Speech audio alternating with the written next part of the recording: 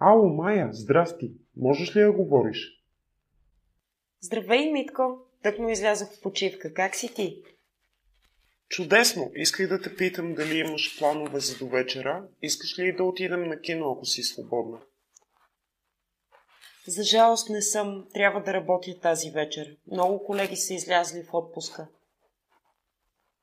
Добре, тогава какво ще кажеш за утре вечер? Да отидем да вечеряме някъде и после да изберем някакъв филм.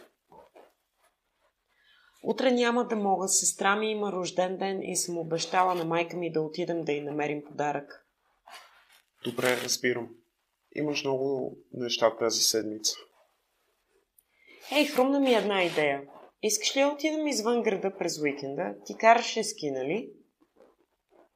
Да, карам ски. Къде предлагаш да отидем? Чух за един курорт близо до София. Ще ти пратя името на съобщение. Може да пробваме там, ако искаш. Може да потърсиш хотел. Разбира се, вземам се веднага. Ще ти се обадя, като намеря нещо. Супер, нямам търпение. До после! До после. Чао!